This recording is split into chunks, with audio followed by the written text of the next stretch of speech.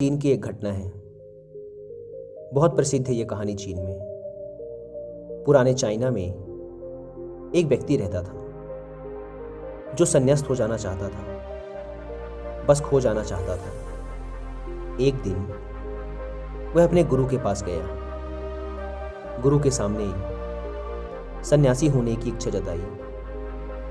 गुरु ने कहा कि तू सच में सन्यासी हो जाना चाहता है या बस सन्यासी दिखना चाहता है। उस व्यक्ति ने कहा कि जब सन्यासी ही होने आया हूं तो दिखने का क्या करूंगा, मैं तो सन्यासी ही होना चाहता हूं। तो गुरु ने कहा ठीक है, यह अपनी आखिरी मुलाकात थी, अब तू दोबारा मेरे पास मत आना।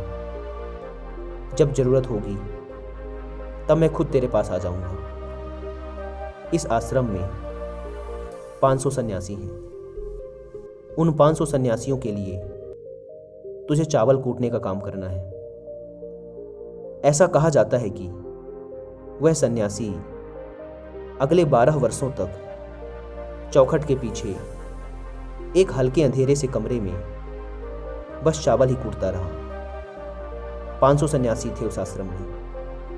वह सबके लिए चावल कूटता, सुबह से उठता, चावल कूटता रहता, रात थक जाता तो सो जाता। 12 वर्ष बीत गए। वह फिर कभी दोबारा गुरु के पास नहीं गया। उसने भरोसा कर लिया था कि जब गुरु ने कह ही दिया है कि जरूरत पड़ने पर वे खुद आ जाएंगे तो बात ही खत्म हो गई। शुरुआत में तो उसके मन में कई तरह के विचार चलते रहते, लेकिन जब पूरे दिन बस चावल ही कूटना है तो विचार करके भी क्या फायदा। धीरे धीरे उसके मन से विचार भी विदा होने लगे। वह बस सुबह उठने से लेकर रात सोने तक चावल ही कूटता रहता। जब गुरु ने कह ही दिया था कि तुझे चावल ही कूटना है तो बस सारे प्रश्न ही खत्म। गुरु ने कहा है तो सही ही कहा होगा।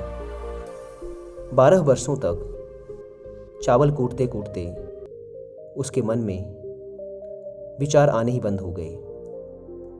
मन एकदम शांत और खाली हो गया। ना कोई विचार, ना कोई उलझन, ना कोई अड़चन, सीधा सा काम। सुबह उठता, चावल कूटता रहता, रात होती तो सो जाता। पिछले 12 वर्षों से यही उसकी दिनचर्या बन चुकी थी। विचार मुक्त होकर वह बस अपना काम करता रहता। 12 साल बीत जाने के बाद गुरु ने घोषणा की कि मेरे जाने का समय आ चुका है। जो भी व्यक्ति मेरा उत्तराधिकारी बनना चाहता हो वो आज रात मेरे कमरे की दीवार के बाहर 4 पंक्तियां लिख जाए, जिसमें जीवन का सत्य उजागर हो, जिसमें उसका और उसके विचारों का सत्य उजागर होता हो। लेकिन ये विचार उसके खुद के होने चाहिए, यह उसका खुद का अनुभव होना चाहिए। यह घोषणा सुन सभी शिष्य डर गए, क्योंकि गुरु को धोखा देना आसान ना था। शास्त्र तो सभी शिष्यों ने पढ़ रखे थे, लेकिन उन सभी शिष्यों में से जो सबसे बड़ा विद्वान था उसने साहस जुटाकर गुरु के कमरे की दीवार पे उस रात 4 पंक्तियां लिख दी। उसने लिखा कि मन एक दर्पण की तरह है जिस पर धूल जम जाती है। धूल को साफ कर दो तो धर्म उपलब्ध हो जाता है। इस धूल को साफ कर दो तो सत्य अनुभव में आ जाता है। सुबह गुरु उठा, उसने देखा तो चिल्लाया, यह किस मूर्ख ने मेरी दीवार खराब कर दी, उसे पकड़ के मेरे पास लाओ।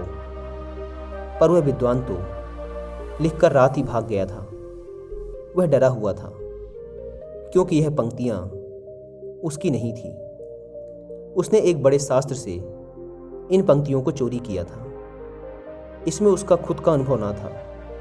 शब्द अच्छे तो थे, लेकिन उनमें प्राण नहीं थे। वह जाते समय अपने आश्रम के मित्रों से कह गया था कि अगर सुबह गुरु कहें कि वाह क्या बात कही है तो मुझे खबर कर देना, लेकिन अगर गुरु पढ़कर क्रोधित हो जाएं तो मेरा पता मत बताना। सारा आश्रम चिंतित हुआ कि इतने सुंदर वचन तो हैं, वचनों में क्या कमी है। मन दर्पण की तरह ही तो है, जिसमें शब्दों की, विचारों की, अनुभवों की धूल जम जाती है। बस इतनी ही तो बात है। साफ कर दो दर्पण तो सत्य का प्रतिबिंब फिर बन जाता है। लोगों ने कहा, उस सन्यासी ने बात तो बिल्कुल ठीक ही लिखी है, लेकिन गुरु जरा जरूरत से ज़्यादा ही कठोर हैं। और अब देखते हैं कि इससे ऊंची बात गुरु कहाँ से लेकर आएंगे।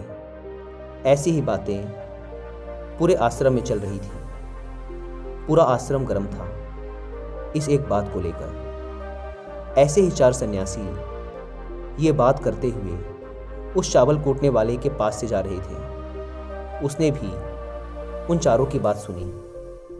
उनकी बात सुनकर वह हंसने लगा। उनमें से एक ने कहा, तुम हंस रहे हो, बात क्या है? उसने कहा, गुरु ठीक ही तो कह रहे हैं, किस नासमझ ने यह लिखा।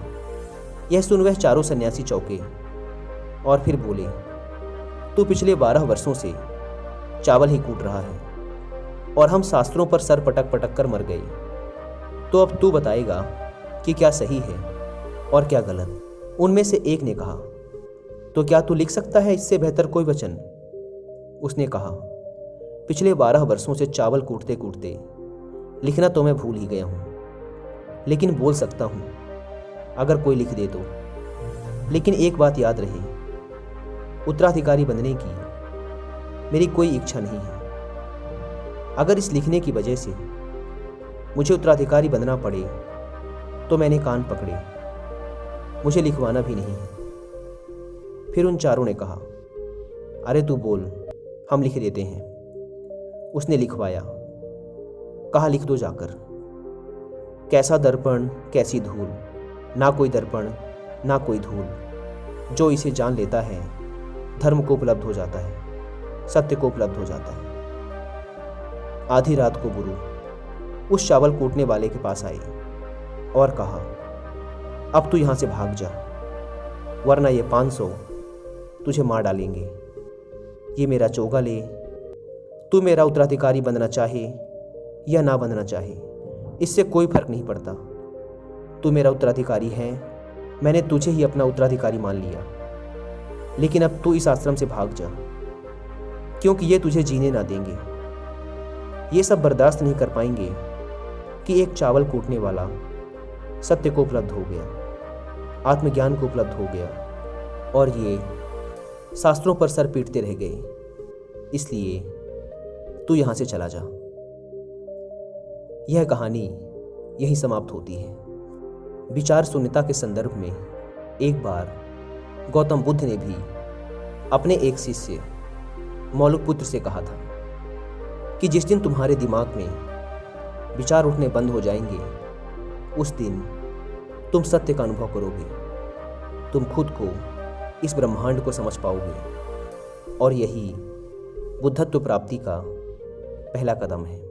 दोस्तों, अगर आप भी अपने विचार और माइंड को समझने की ओर पहला कदम बढ़ाना चाहते हैं, तो मैं आपको 3 बुक्स रिकमेंड करूंगा जिन्हें आपको ज़रूर पढ़ना चाहिए।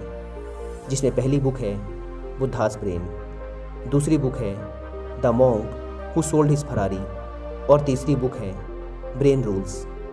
लेकिन यदि आपके पास इन बुक्स को बैठकर पढ़ने का टाइम नहीं है, तो आप इन तीनों ही बुक्स की बुक समरी सुन सकते हैं कुकू FM ऐप पर।